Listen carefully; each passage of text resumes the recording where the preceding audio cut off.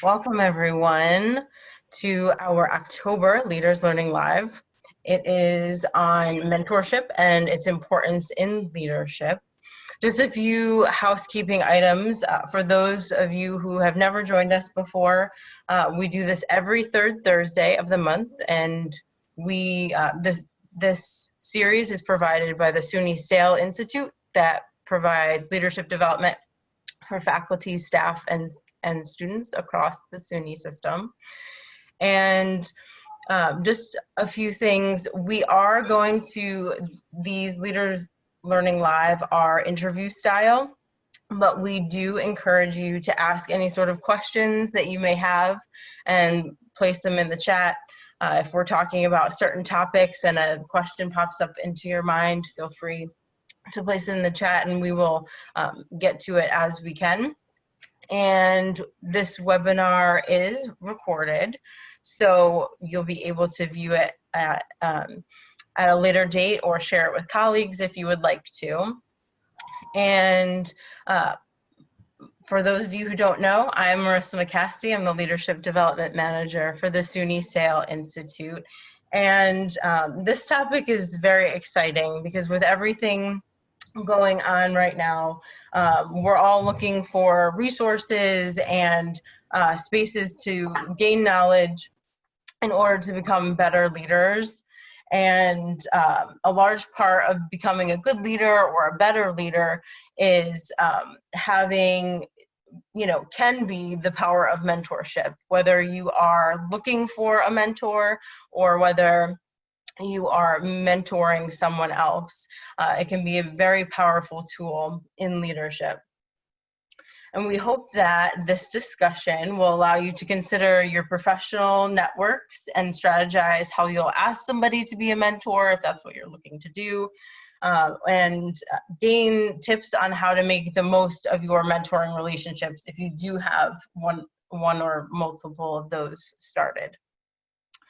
And we're fortunate to have with us two experts here today. And it's my pleasure to welcome Shantih Clemens. She's the Associate Professor at the School for Undergraduate Studies and is the Director of the Center for Mentoring, Learning, and Academic Innovation at SUNY Empire State College. Thank you for being here. And we also have Alan Mandell, who is the SUNY Distinguished Service Professor, Professor of Adult Learning and Mentoring at SUNY Empire State.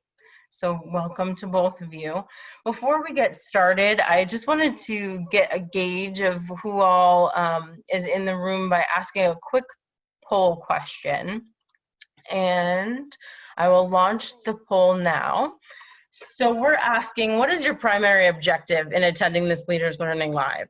Is it to gain tips to find a mentor, to gain tips to be a mentor, to learn more about mentor and its benefits, and or other? And if that's the case, if you feel comfortable, please place that reason in the chat.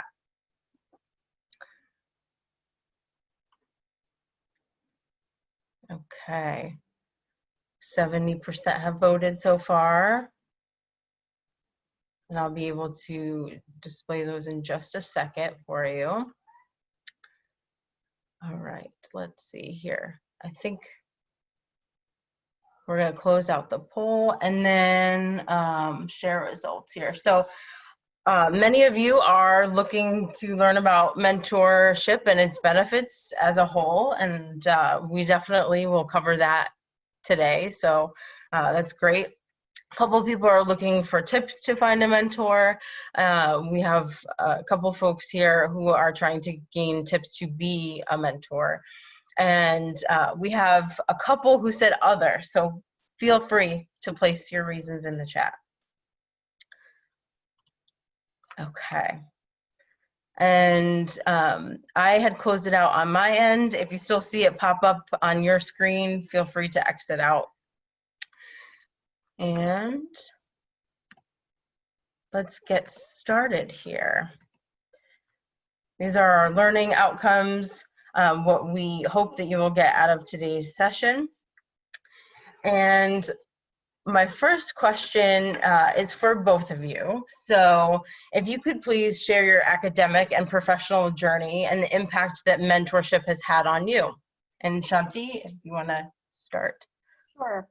I just want to say hi. It's really nice to be part of this panel, and it's really a pleasure to talk about this topic. And we really hope that we have a nice give and take as we go ahead in our conversation. So I began my career as a social worker, working with rape survivors and child abuse survivors. And mentors were really important to me as I navigated the emotional complexity of this type of work. So social work as a profession really has a practice of supervision and field instruction. And I developed mentors through my relationship with faculty members who really guided me as I learned how to be a social worker. And that was really important to me. And when I began my academic career, I found mentors in perhaps conventional ways. My dissertation advisor was really important to me, supporting my research and my writing. And I learned that if I clicked with someone, a favorite professor, for example, I really have fostered that relationship over the years. And really those connections continue to be really important to me. And finally, growing up, I really learned the value of mentorship and the joy that can develop in the company of people learning together. My mother was an English teacher, and I witnessed firsthand her commitment to mentoring young teachers and the dynamic energy of people learning together about teaching and careers and that kind of thing.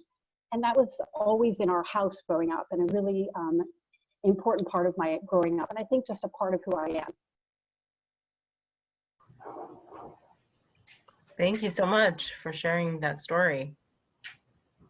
And Ellen? Hi, everybody. I also very much welcome you. Thanks a million for taking this time to join us to talk about this really, I think, complicated, interesting, multi-layered topic. I guess I would just say this, and Shantih and I will talk a little more about this during our time together. I came to Empire State College many years ago, knowing very little about mentoring, actually. I mean, I guess I heard the term, but I think I heard the term by learning something about, kind of Greek philosophy or something, but certainly not knowing about it in terms of our everyday work with one another. And I was very lucky that I entered this institution where every faculty was called a mentor. So that's unusual. And again, we could say more about that, but literally every faculty person, whether that person has been in the college for a week or for 30 years, is a mentor. And it meant that the question, how do we rely on each other? How do we collaborate with each other? How do we support each other's work, became really, really, really important. So I guess I would just say, again, I hope this is a topic we'll take up. Mentor was perhaps less a single person, a fantasy of some perfect knower to whom I and others could turn, and more a description of a culture of connection and a culture of relationships and a culture of having to do with reciprocity and asking questions of each other. And so that spirit of mentoring has been really important to me, and how it plays itself out on two levels: our relations with one another as colleagues, and our relations with our students as mentees, if we use that kind of awkward term. So I think my question kind of is always, what does mentoring mean, and how can it manifest itself in different ways in the way in which we work with each other? So thanks again so much. Thank you. Yes, and thank you for looking at it in that broad way. For both of you, this question, you both have created a mentoring program. And what are some questions you have to ask yourself when making a mentoring program? I'll go first, if that's okay. So I just want to underscore what Alan said, that at Empire, mentoring is really part of nearly everything that we do. It is a word that just pops up in every conversation. So when I think about the mentoring programs that we've established, I have to say that we have both formal and informal mentoring efforts. Two primary examples, and I'll just mention the examples and then I'll talk about the questions. So one program that Alan and I are both closely involved with is our new mentor orientation, which is our new faculty program, which is a year-long mentorship, where we support new faculty in lots of different ways, and it's individual and it's a group, and it goes through the academic year, and it's a really important mentoring program. And we also new this year have a peer mentor program where experienced faculty volunteer to work with new faculty and to work on different goals and to partner on during the first year. And that's really exciting because people are coming forward and saying, I really want to help. And we're pairing them together. So there are a lot of other mentoring examples, but the question that I ask myself constantly about both of these programs and about mentoring in general, is this program really helping faculty? How can I navigate the tensions between obligation and opportunity? Do these programs lose part of their energy by being mandatory or mandated by people in power, such as the deans? And how can the reciprocal nature of mentoring really come to life and not be an obligation? And how can that give and take be really valued? So those are things that I really think a lot about in terms of mentoring and what we mean by it at Empire and in my profession.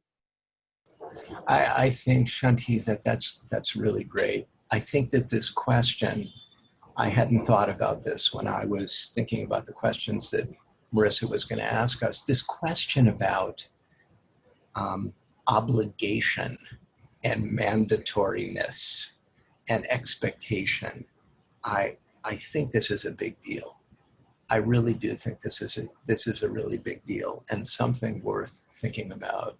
And I guess I would ask another question, I think that complements what Shantih was saying, which is, this could be a bit exaggerated, but probably 30 years ago, when Empire State, actually for Empire State, it's 50 years ago, but decades ago, when a place like Empire State said, we are all mentors and let's do mentoring, it was something of a special nature. A lot, like colleges had such systems. I mean, there were colleges that had mentoring programs, but it was more unusual. And one of the questions that I would ask about a mentoring program is, at this point in human history, mentoring, as Shantih said at the beginning, it's everywhere. I mean, what law office, what corporation doesn't claim that it has some kind of mentoring program? What college doesn't say, what's special about us is we have a mentoring program? That is, the word is like, it's everywhere. And I think it makes it that much more important for us to ask, what are the purposes of such a program? What are the goals? And by the way, that's not only for a program, but just as individually, when people are thinking about, what the hell do I mean by the term? And I think there are so many understandings of what the word means that I worry often that the word has become so ubiquitous that it loses the strength of what we're really trying to get at. So I would say, as my big question in terms of setting up a mentoring program or anything about mentoring, define your terms. What does it mean? I mean, you know, we get into these amazing little discussions at our college and like, what is the difference between advising and mentoring, for instance? Or what does it mean for somebody to be a good guide and be a mentor? So I would say, not that there's an answer to this. That's not my point, or I think what Shantih and I are both saying, but whatever program or relationship you're establishing, make sure you set the terms for it. Because my worry is that many places claim they've got it. But if you actually look carefully, like what is it? So I think this question of defining our terms, setting the terms of what we claim we can pull off. The worst thing to say is we are doing it, and there's not much there. You know, when I was riding the subway on a daily basis in New York City, you know, you see all of these things. College say, we have personalized learning. Like that's one of the terms of the day. What does it mean? How does it manifest itself? What are we claiming we can do? And what can we pull off? Thank you. Yes, having a vision and, you know, how it relates to the mission of what your institution is. That's all really very important. Thank you for that. And for some people that are with us today, it might be their first experience with any sort of mentorship, or they want a mentor, but they don't know really how to go about it. What is a mentoring relationship supposed to look like? And how often are you supposed to meet? I put air quotes in there. How is it different than, let's say, you know, a therapist? Because I think that that's, you know, a question in some people's minds. These are great questions. These are questions we talk about all the time at Empire with other faculty. And I know that at Empire, many of my colleagues, myself included, we reject this idea that there's one approach to mentoring, or that there's just one perfect mentor for somebody. I really feel that mentoring is a relationship, a connection that's based on trust, common interest, mutual aid, and it's different for different people. A mentor differs from an academic advisor or counselor or therapist because there are different parameters to the relationship. There are different boundaries and expectations. And I think you need to be clear about what the relationship is really from the beginning, because if you're in these muddy waters, it's going to add to confusion. So I think you really need to be clear. If you're part of a program, I would hope that there's someone leading the program and you could say, well, what are the expectations? But if it's an informal relationship, you might not need to be so specific. I think it really depends on the context. I think that's really important. Thank you. And Ellen, did you have anything you wanted to add about that? I think that Shantih's point about expectations is huge. And I think it goes back to the earlier point that both of us made about asking, what is the purpose? What are the goals? What are the expectations? I would add, I mean, this is a huge question for us, as Shantih said. I mean, it is not unusual that in a meeting among faculty that somebody would say, over many years, somebody would say, I'm not a therapist. How can I answer that question? I'm being asked, like if you claim, now we're talking about mentoring relations within a college situation. If I claim that one of the distinctivenesses of a program is it's dealing with the whole program, the whole person, what do I do if I, as a historian, a physicist, a French literature person, an administrator, am grappling with, I'm hearing something that I know, whoa, this is way out of my bounds. Like I can't responsibly do this. So I guess I would just add, if I could, to what Shantih was saying, 2 points. One is kind of funny. It depends on the context and on the purpose. It really, really hugely depends on that. And I guess I would say another thing, and I don't know, Shantih, if you would agree with this point, but not unusually, these relationships are not static. So there could be one purpose, one issue at the start that somebody is looking for a mentor, or you're dealing with a student, a single purpose, but that over time, there are changes. Changes in the questions, changes in the relationship, trying to use that term, changes in the trust that people have of each other, and a huge deal, desires to break off. If the purposes or the goals perhaps have been met, or either person says they can't be met. I know it. So anyway, again, it's back to this question of what are the parameters of this, and how in a process over time can these parameters, maybe the word I would use would be, can they be negotiated? Mm-hmm. And Marissa, may I add something? Sure, yeah.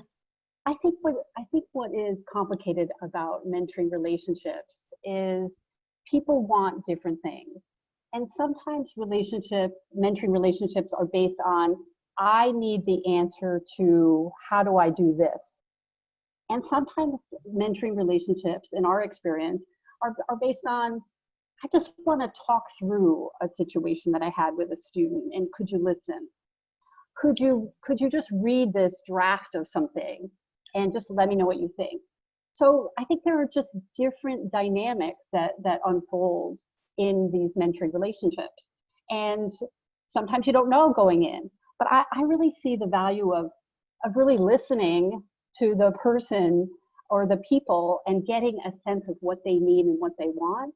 And I also want to add that mentoring is not only one-on-one. We do quite a bit of group mentoring. So groups coming together to listen and strategize about a teaching issue or something. And the power of the group is really important, and it takes, in some ways, the pressure off of the individual.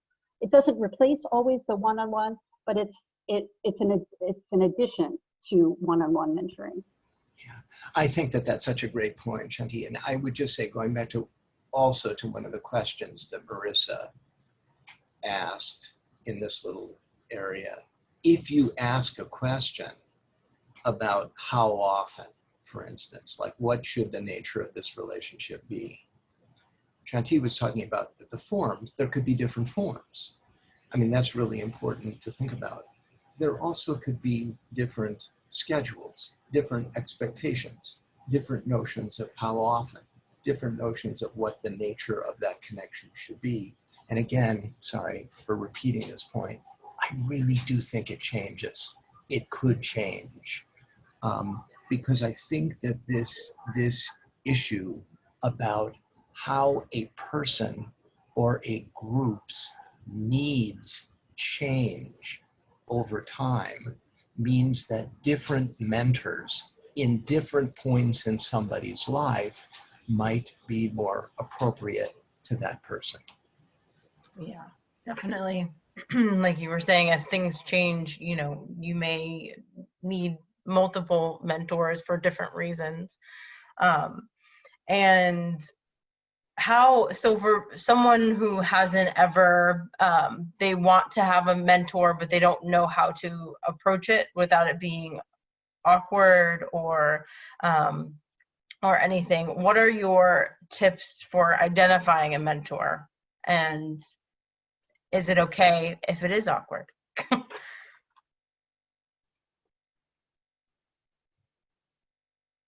Alan, you want to go first?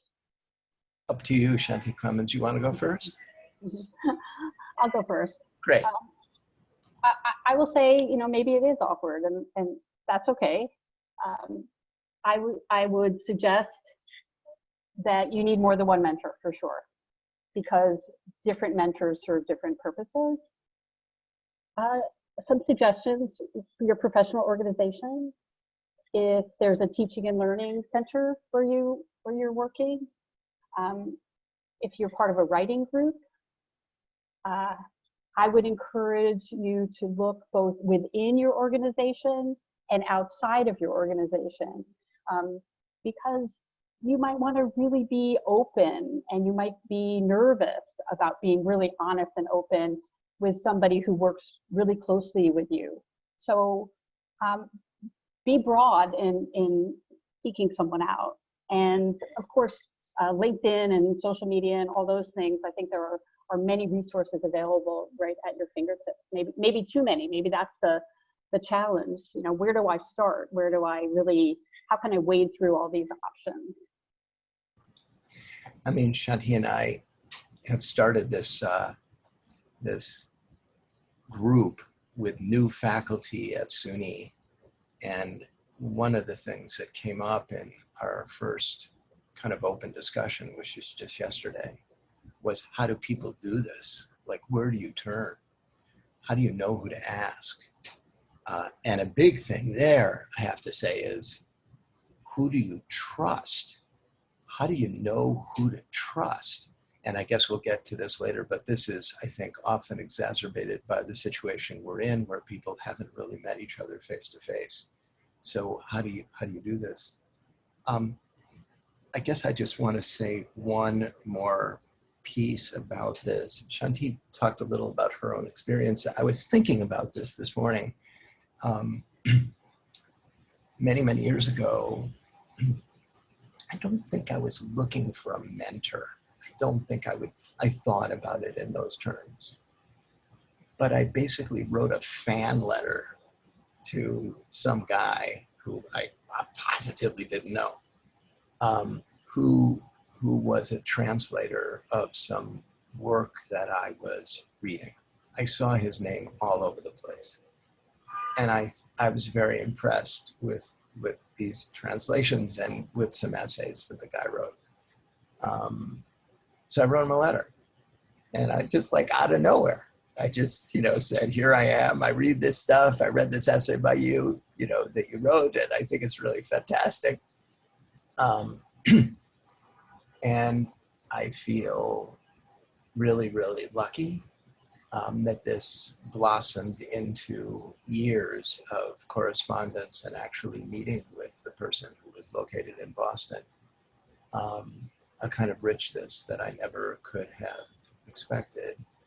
Totally never expected. Yeah, so I thought, like, I can't imagine this person's gonna ever write back to me. But he did. And I think that that's this little leap.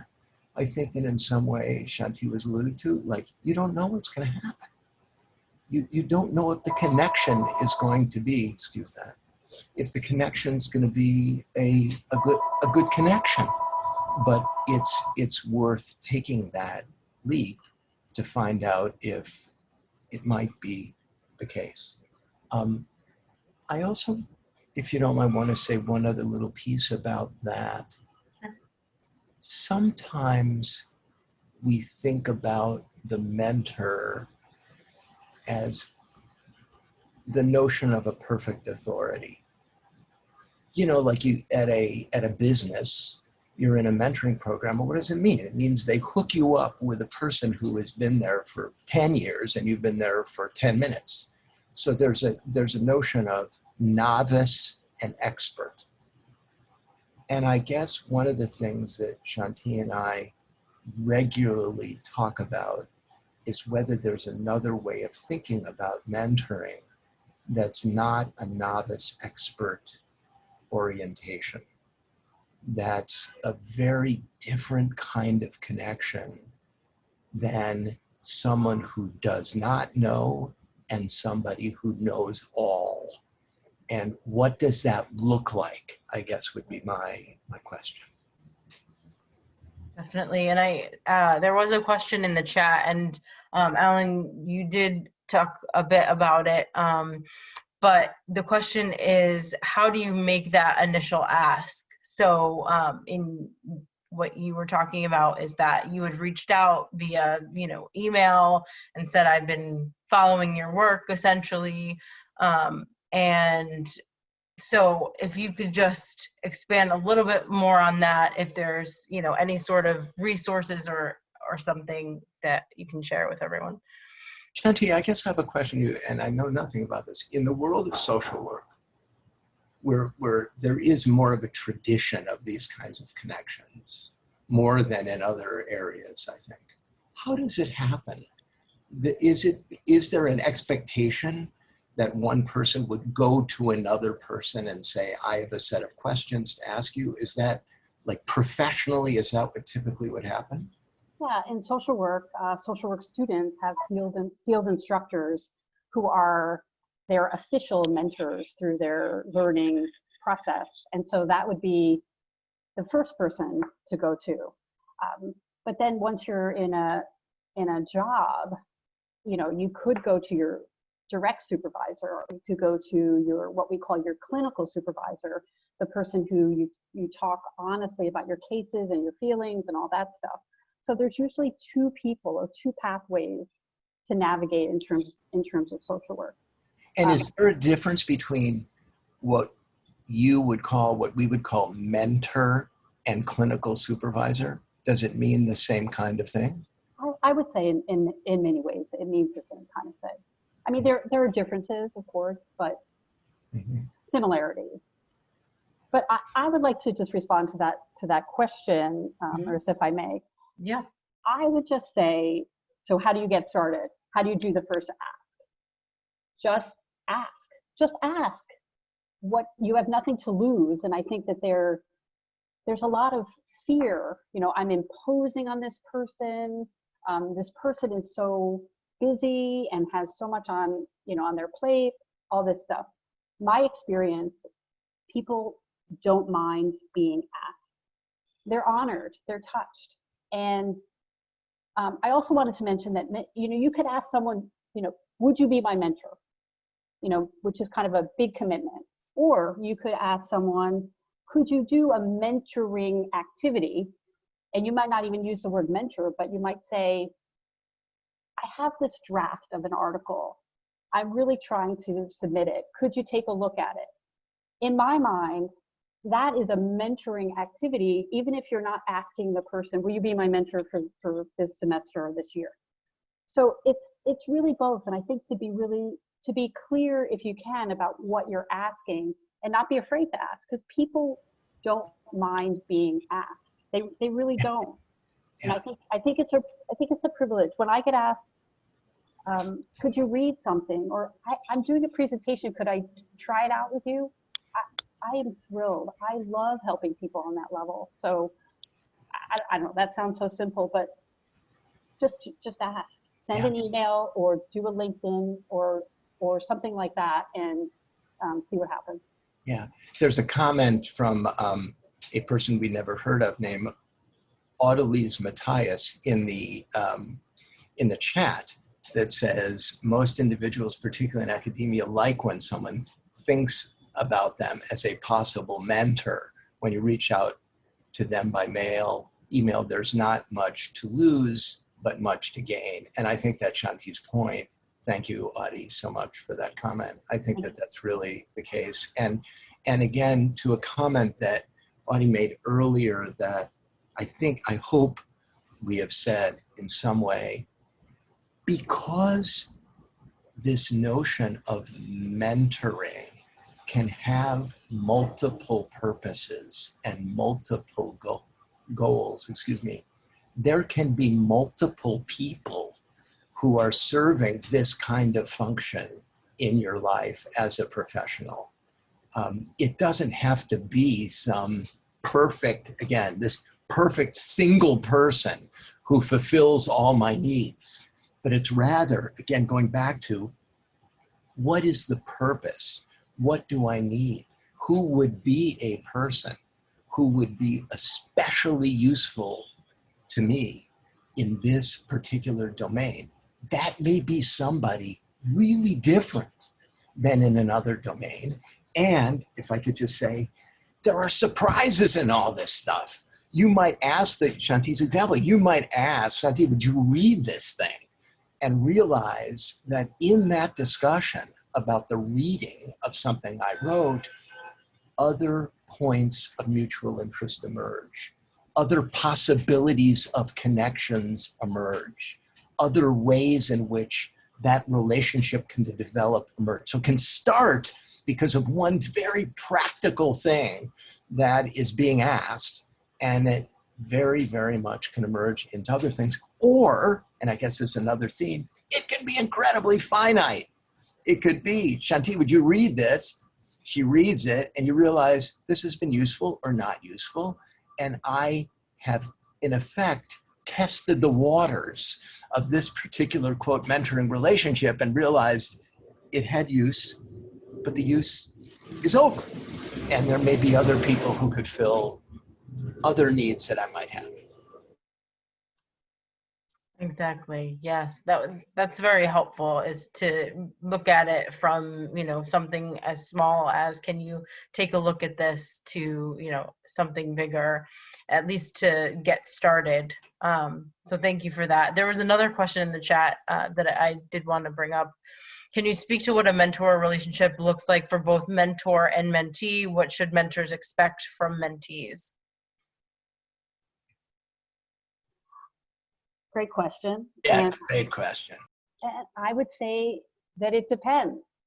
At the most basic level, I would suggest that the mentor and the mentee have a regular time to talk, and a common understanding about what is the work going to be about. For example, are you seeking a mentor because you're trying to find a new profession, or you're working on a manuscript, or you just started a new position and you're navigating the culture of the organization, or all of the above, or none of the above? So I think starting with an exploratory kind of meet and greet, what are your goals? What do you hope? And seeing where it goes. And I would imagine some mentor-mentee pairs need to be really concrete and others don't. But I think having that initial conversation is crucial, so there aren't misunderstandings, and you can go forward with a plan. So I think being specific is really helpful. Yeah, I do too. And I think that the specificity is especially useful because things do change. I really think things do change hugely. Shantih, I don't know if you're seeing this, but I think the comment Monique made in the chat is terrifically interesting, because it's going to a person and acknowledging, hey, I watched you do this. This is kind of neat. Can you help me figure out how to do that? So I think that's Shantih's point about how often there's a continuum between informal and formal. And some, like Monique's point, I think, Monique, this is the point, some of this starts really informally. Like you're saying, I watched you do this. This was really neat. If I could do this, if I could develop those skills, if I had those tools, I realized this would help me. Could you help me? And as others have said, as Shantih said also, gosh, I think most people are honored when they're asked. Oh, really? You thought I did that well? I'd be very happy to tell you how I did that or to talk with you about it. So it opens up, I guess maybe this is one of the qualities we're talking about. And there's another question in the chat about this earlier. I think that the emphasis perhaps so far in our discussion has been there is a mentor and there's a mentee, or there's a mentor program and there are mentees who are learning.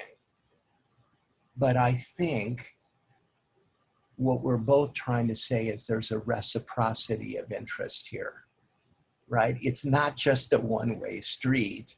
There's a reciprocal nature that it's not just the mentee is getting something out of this, but asking, what are you as a mentor getting out of it? And maybe, Shantih, maybe you could talk a little about the open mic for the peer mentors, because I thought that was a really interesting example of what mentors are getting out of it.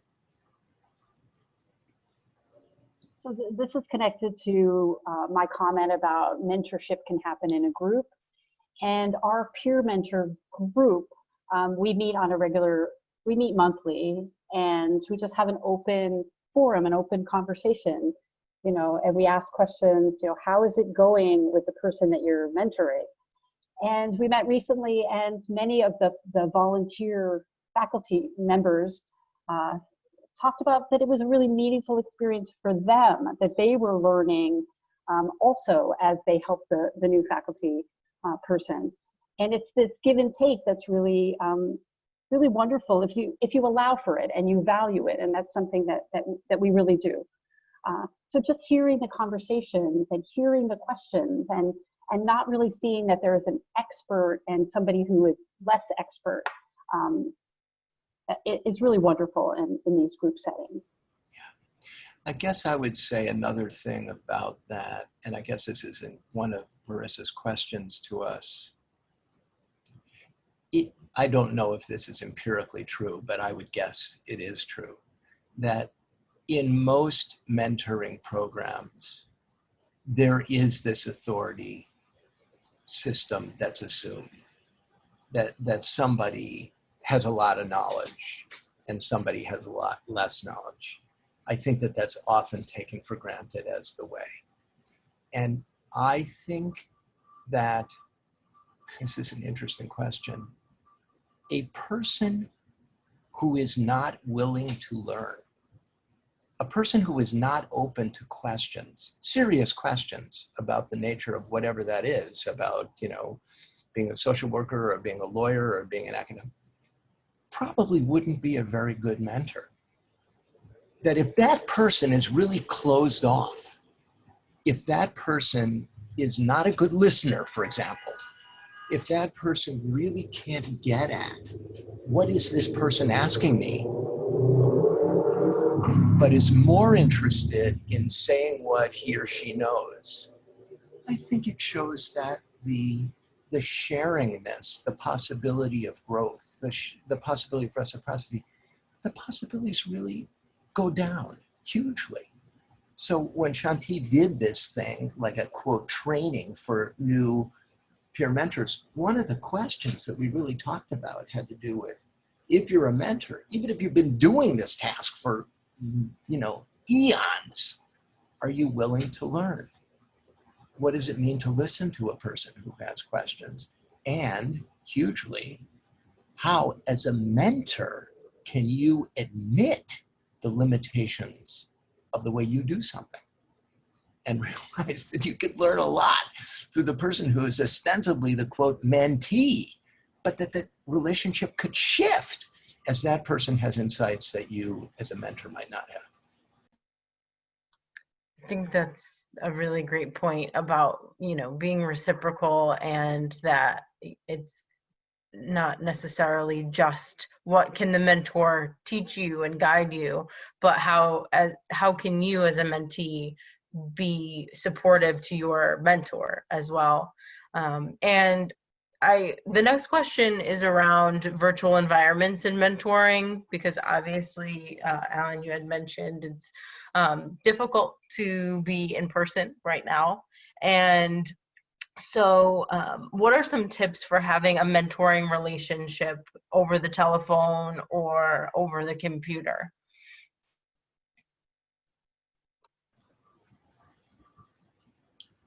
Shantih, do you want to take the lead on that? Do you want me to say something? What do you want to do? I would say that this is a hard time for everybody, and just acknowledging that, and asking the person what is your preferred way of connecting. Some people, myself included, I get, you know, I overdose on video conferencing.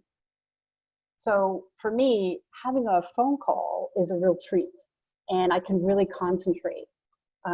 So given that we're all remote, I would say don't assume that like Zoom is the way to go and that everyone would want to do that. I would also just check in with the person and say, you know, how are you doing? Listening to the questions or concerns, and just validating, like, look, it's really hard for me too.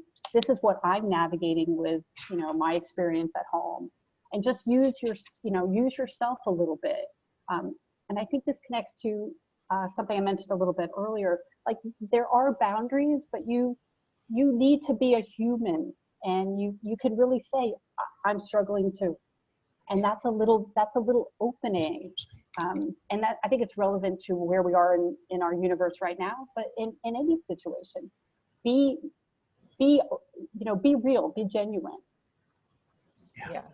I think this issue, Shantih, about what are the boundaries of sharing, maybe that's a way of saying it. Like, when does the mentor feel that it's appropriate or not appropriate to share her or his own experiences? And I think Shantih's point is so interesting, that sometimes moments of that sharing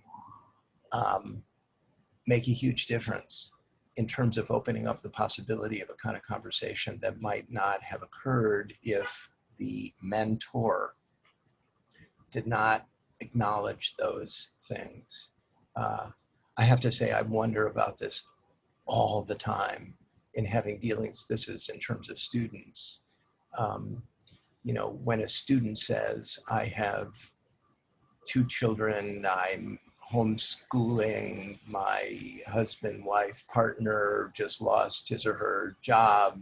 Like, when do you say, I've had a similar experience? Or I understand that because my experience is X. Like, how much do you disclose, I guess is my question. I would just add one other little thing to what Shantih said. And this comes up frequently, I think. How organized should the relationship be in the sense of having a schedule? You know, if you know you're not going to run into somebody at the water cooler, or if the person with whom you are connecting is in San Francisco and you're in Albany, how do you maintain continuity and connection over time? How do you do this? And my sense, and this is something that we had a little section that Shantih organized in this peer mentor thing recently, which was, you know, literally, do you take the lead as a mentor? Do you expect the mentee to take the lead? Do you have a regular schedule? How do you do it? And my sense is, in a world of virtual connections, the structure often really helps people. Knowing, oh, I'm going to talk to her in 2 weeks. Oh, great, I have an appointment to speak with him like in 10 days. That kind of connection, the clarity of the connection, I think often makes a huge difference for people, given the fact that people are in massive juggling acts in their lives. That's a good point. And actually, we did a mentoring session for students earlier in the month, and one of the speakers had mentioned exactly what you're saying, which is don't forget to set up your next meeting because sometimes, you know, people get busy, and yes, it should be a mutually beneficial time that works for both schedules, but setting up a meeting so that there's something to look forward to, so that you know, it doesn't get away from us. So that's a very good point. I do want to get to this question here. There's some really great questions. Keep them coming. How important are diversity, equity, and inclusion concerns and issues to mentoring or setting up a mentoring program? Should we encourage people from underrepresented populations to seek out mentors in environments that lack diversity? Great question, Elliot. Thank you. I would say the first thing is you don't want to do harm to someone who is in need of a mentor. So even though you have wonderful intentions, if the atmosphere is hostile to a member of an underrepresented group, that's a setup for failure and harm. So I would really suggest that organizations that are going forward or planning mentorship programs in whatever form really take stock of the organization and be really sensitive to what members of the organization, faculty, for example, really need and want. And I really believe that members of underrepresented groups really need to feel listened to, valued, safe. And sometimes that means finding a mentor outside of the organization, someone who reflects their interests and can really understand their research and their experiences. So I think it's both, but I do think organizations need to do the work to prepare sensitive and thoughtful programs. We did in our peer mentor program, we did an implicit bias workshop, and we really thought that was important to just begin to ask questions about implicit bias and people's assumptions. And we will continue to do workshops for the peer mentors connected to assumptions and bias and those kind of things. And that's just a tiny beginning. But you have to be self-aware as an organization to be sensitive and meaningful when you set up a peer mentor program.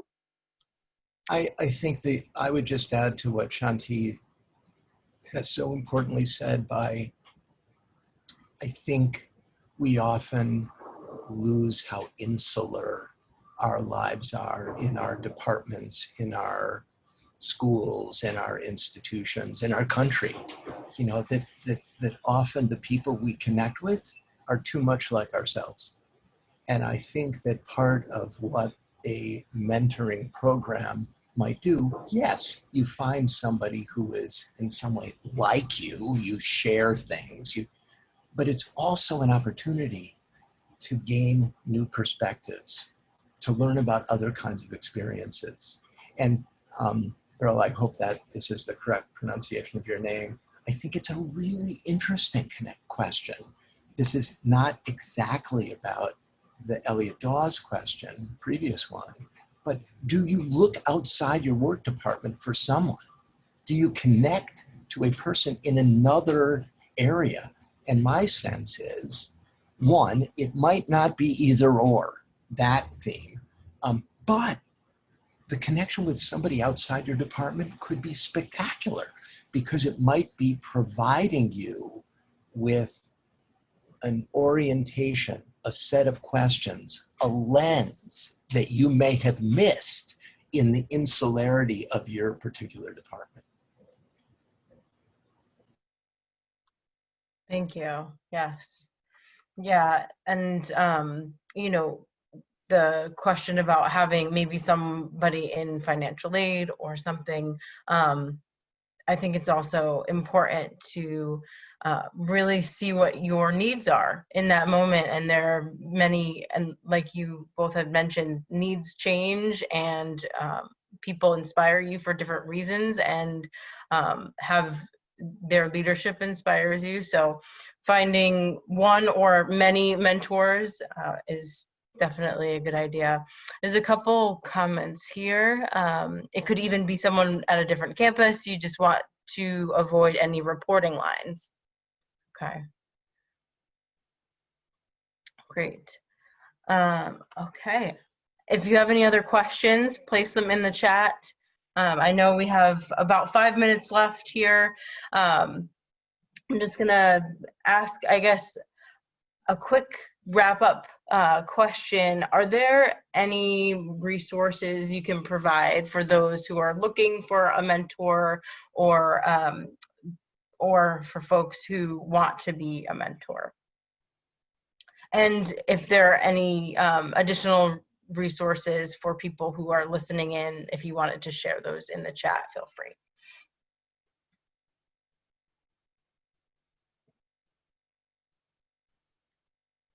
Alan, you want to take this one? I guess I would say this, again, this goes back to something I hope we've both said from the beginning. One of the rich reasons that this is such a great topic is that the topic is like omnipresent, like people write about this all the time. And it's also the difficulty of it. I mean, people write about mentoring in formal and informal contexts. People write about academic mentoring for sure. There are mentoring institutes that have developed all over the place. People on the call probably, in terms of thinking about mentoring as something that can exist in a corporate or an academic or different section, probably the person who has done the most writing on this is a person named Lois Zachary, Z-A-C-H-A-R-Y. She has a number of books on the topic. And the positive thing about Zachary's work is that it's very practical. That she writes these things as guides. So it's useful for people developing programs, again, in very, very different contexts. Anyway, yeah, that's a thought. Shantih, do you have something? I just want to add one quick thing.